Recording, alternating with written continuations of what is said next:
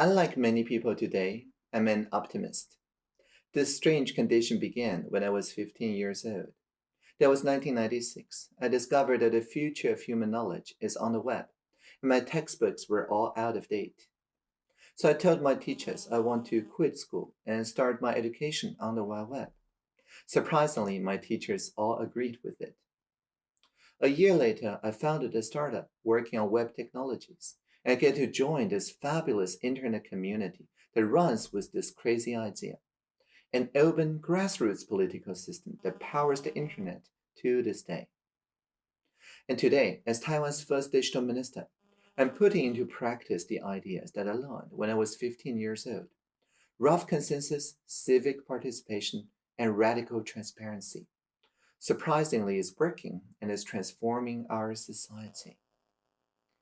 In 2016, our president, Dr. Tsai Ing-wen, said an inspiring statement in her inauguration speech. She said, before, democracy was a clash between two opposing values. But now, democracy must become a conversation between many diverse values. Instead of being the arbiter torn between different sides, our government can now ask a different set of questions. We would ask, what are our common values despite different positions? And then we ask, given the common values, can we find solutions for everyone? And this is the spirit of co creation and civic technology. It's the branch of technology that enables millions of people to listen to one another instead of just one person speaking to millions of people. In the past couple years, Taiwan has been consistently ranked among the best in the world on pandemic resilience and economic growth. And this was because we adopted digital democracy as our national direction since 2014. It was catalyzed and epitomized by an Occupy movement in March 2014. There was a live demo of mass participation. We occupied the parliament peacefully for 22 days. At the time, the MPs in Taiwan were refusing to deliberate a trade service agreement with Beijing, so the occupiers got into the parliament at night and stayed there. For 22 days, we demonstrated how to deliberate this trade service agreement with the whole society. There were over 20 NGOs participating, the Greens, the Labours, the Independents, everybody. With millions of people in the streets and more online, we supported this deliberation process with a radically transparent broadcasting, live streaming, logistics system, which we also exported to Hong Kong for the umbrella movement in the same year, was powered by this community called GovZero. GovZero, or G0V, is a civic tech community with a call to fork the government. We take the government websites, which all ends in something .gov.tw, and make better open alternatives that ends in something .g0v.tw. For example, the annual national budget in 2012 was hundreds of pages long in a PDF file. It was very hard to read. Well, the GovZero community's very first project was budget.g0v.tw, which shows the national budget in a way that everybody can understand, and you can drill down to each and every budget details. And today, this system is adopted by many city governments and powers the national participation platform at join.gov.tw with more than 30 million visits. Anyone can just look at this map, find a part of budgets that they care, and type in any question they want to ask, and a career public servant actually comes forward and answers for that part of the question. So it became a direct dialogue platform, and through the city council, well, the career public servants now communicate directly with citizens. So why are there so many civic technologists in Taiwan, like me, who spoke to my clients during the Sunflower Movement? I talked to Apple, University Press of Oxford, Social Text, saying, okay, I have to take 3 weeks leave because democracy needs me. I think it's because our generation, I'm 40 now, we are the first generation that enjoy the freedom of speech after 3 decades of martial law and dictatorship. And that freedom arrived in 1989, the year of personal computers. For us, the personal computer revolution and freedom of speech is the same thing. Our first presidential election by popular vote in 1996 was also the year that the World Web got really popular. So, internet and democracy, they're not two things. They're one and the same thing in Taiwan. And for the past 30 years, when we see free software, we always think of freedom of assembly, freedom of speech, and never free of cost. Because we know that the freedom is never free of cost. Our parents' generation, our grandparents' generation paid dearly for the freedom. And we need to use the software freedoms to keep it free, as we did during the Sunflower Movement in 2014. And the movement caused a peaceful revolution. There was a radical transformation of social expectations at the end of 2014, as many supporters just found themselves elected mayors when they did not expect it. Occupiers and the civic tech people who supported them were then invited as mentors, advisors to the public service to solve issues such as Uber. Now, Uber is very interesting because it started as a meme, a virus of the mind, in 2015. The meme was called Sharing Economy, and it said that algorithms dispatch cars better than laws, so we don't have to obey laws. Well, the meme spreads through apps, from drivers to passengers to more drivers. You can't really argue with a meme, just like you can't argue with the common flu. It's not in the same category. So there's protests. The taxi drivers surrounded the Ministry of Transport, demanding negotiation. But how do we negotiate with the virus of the mind?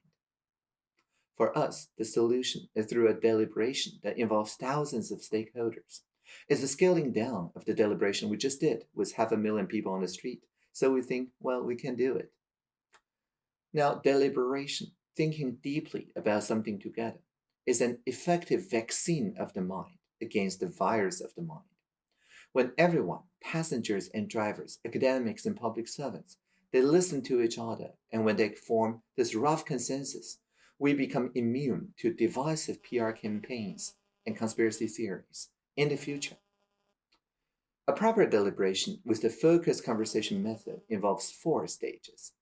The first stage is facts, where we collect evidences, first-hand experiences, objective data.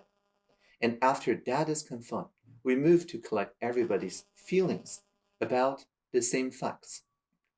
Around the same fact, you may feel upset, I may feel happy, and it's all okay.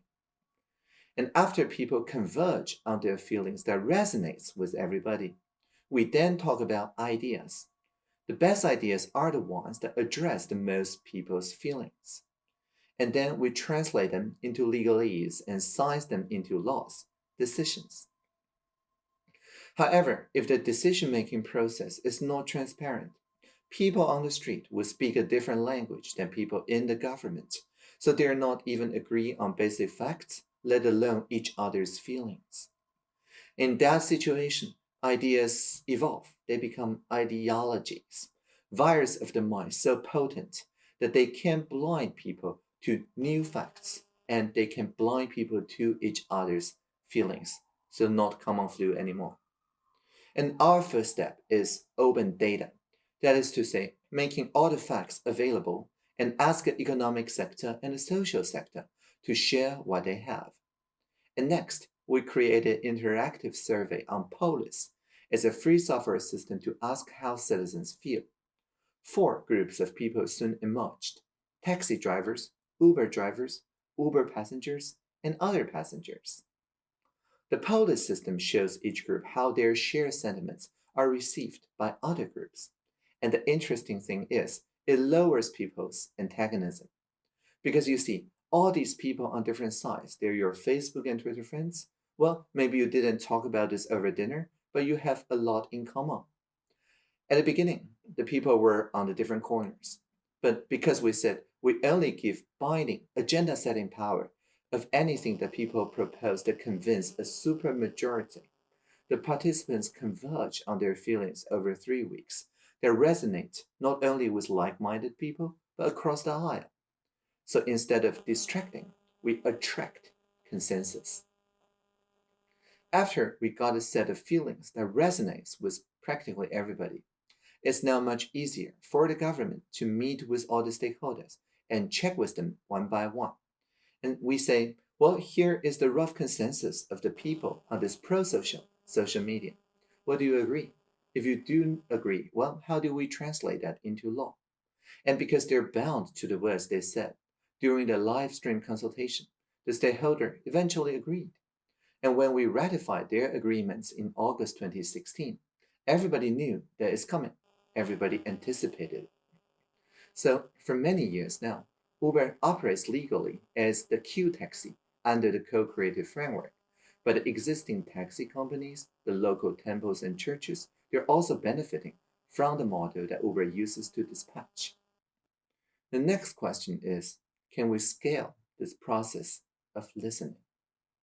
So, right after the ratification, I joined the cabinet in 2016 as the digital minister to explore this possibility through PIDIS, the Public Digital Innovation Space. As a digital service at a national level, my office worked with designers, programmers, and facilitators. We automated away a lot of those chores that the public servants are doing in order to make room for civic participation. But I think even more interesting than the technological contributions is the culture that we're bringing to the government. For example, I'm a radically transparent digital minister. And by that, I mean that all the journalists and lobbyists, well, everybody get to ask me questions, but only publicly. It's not really just the lobbyists and journalists, but also for internal interagency meetings. For the hundreds of those meetings that I chaired since I became the digital minister, everything was transcribed and published. There was this written record for everything everybody said during those meetings. We sent them to participants afterward to check for 10 working days. And then we publish. And the effect of this arrangement, well, is very surprising. The public servants actually become very innovative and even risk taking. They propose some very good ideas under this transparent condition. And that's because previously, before this kind of radical transparency, they would get a blame if things go wrong, and their minister would get a credit if things go right. But now, with this radically transparent record, if things go right, the public servants get a credit because their name is on the transcript. But because this is an experimental method, if things go wrong, it's all my fault, all the digital minister's fault. So under this condition, we've seen a lot of innovative and open ideas. For example, adopting this co-creation cybersecurity platform called Sandstorm as our public service infrastructure that hosts the community-created tools such as Git, HackMD, RocketChat, precisely as how the developer community is organizing on the internet these days, but with no cybersecurity worries. We have a lot of interesting systems proposed by young public servants, like apps for ordering lunch together, to plan travels together, or whatever, and it's really good to have this choice. Also, we co created this petition platform as a way for people to participate. It was like the We the People platform in the US. Now, I understand the US platform did not receive much attention, perhaps because for cross ministry issues, people would sometimes get those very bureaucratic answers that doesn't solve but just explains the problems. So after I became the digital minister, we asked each ministry, all 32 of them, to build a team of participation officers. Now in Taiwan, when people start a petition, they know instead of just a dutiful response, they would actually get to meet with all the relevant ministries, or we will travel to those rural areas and islands if they are petitioning for local development. So, twice a month, we solve a lot of very interesting problems without exposing any public servant to risk. So, gradually, we relieved their fear, uncertainty, and doubt around civic participation. For example, in 2017, we had a petitioner who petitioned the Mac and Linux users. And together they said the national income tax filing software is, and I quote, explosively hostile, end of quote, to use. And so instead of just explaining the problem, The participation officers invited everyone who complained, the loudest ones, to co-create the new text filing system.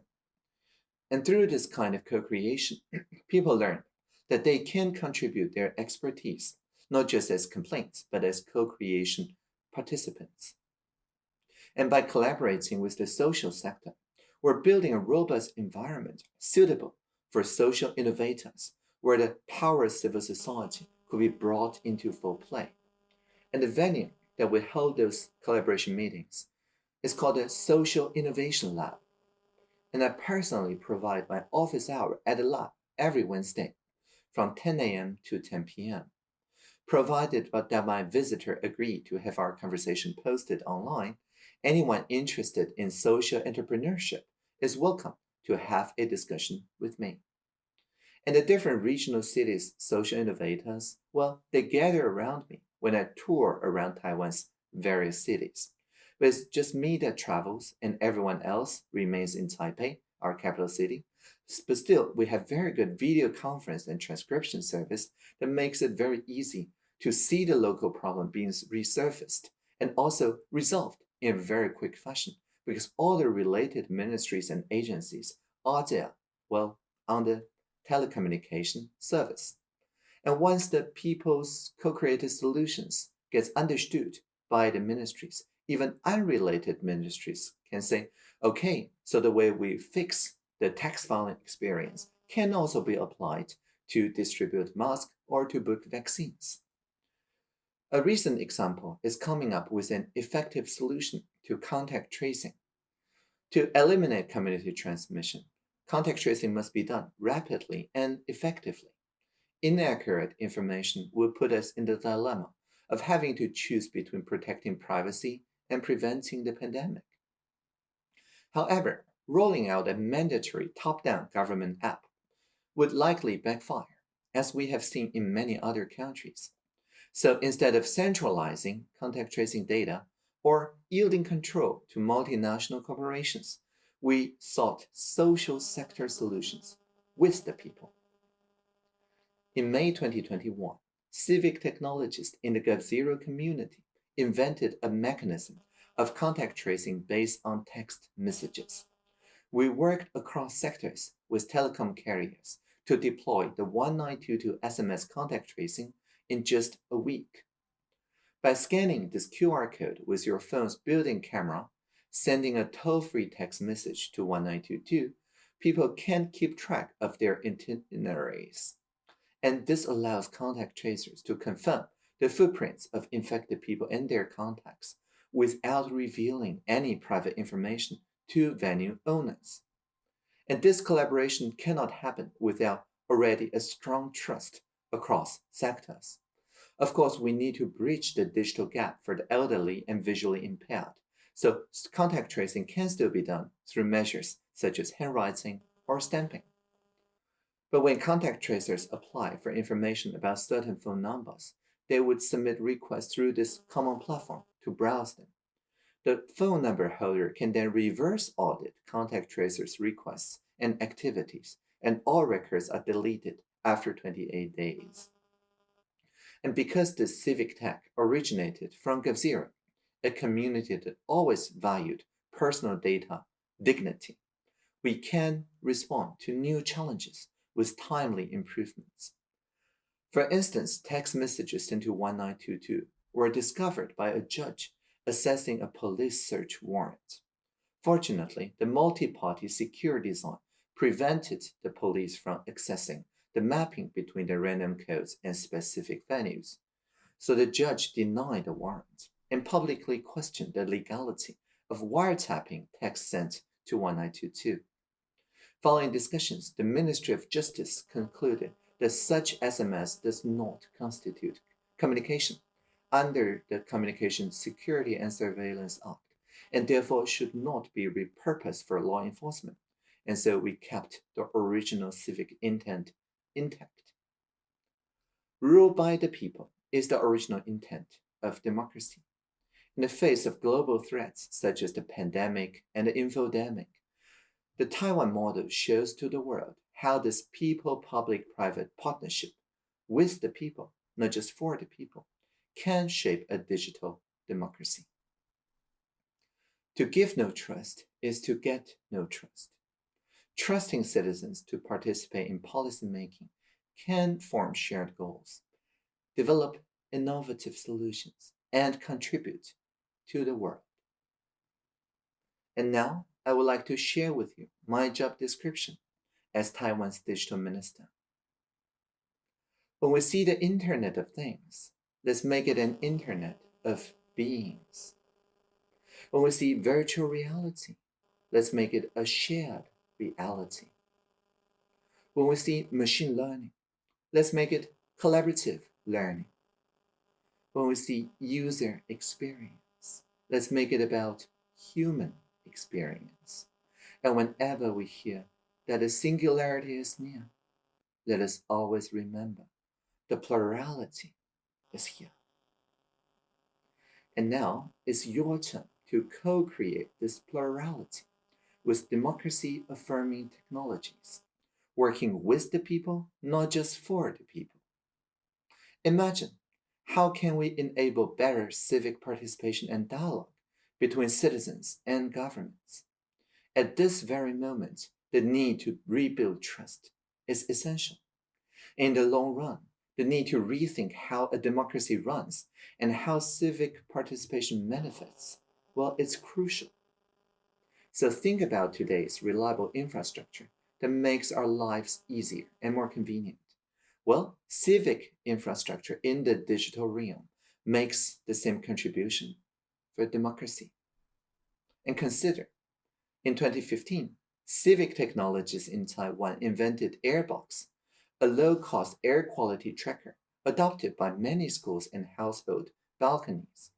Citizen science supplemented our government's limited capacity and paved the way for data stewardship and environmental education. In the following year, we initiated the Civil IoT Taiwan program, which expanded the network to industrial areas. At that time, there were just around 2,000 devices, and today there's tens of thousands.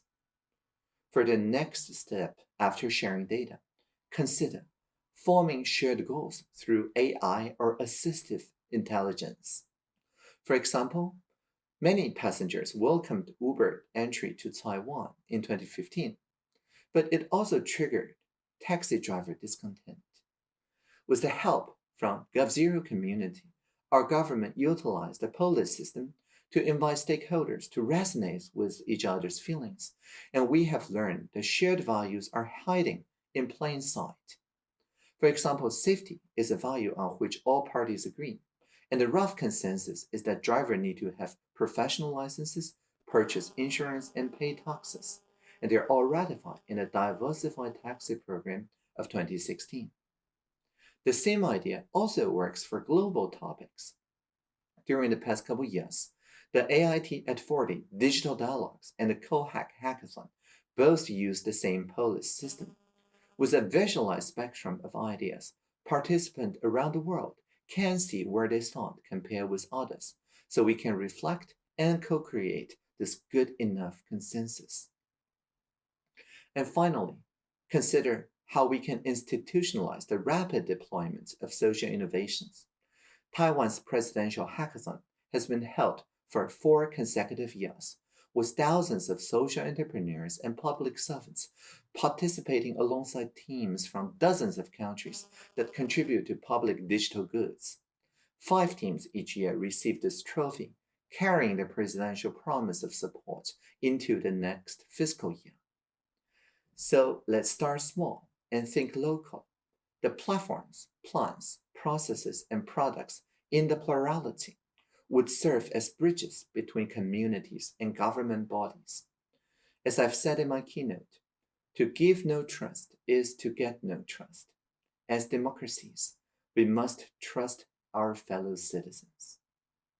Thank you for listening. Live long and prosper.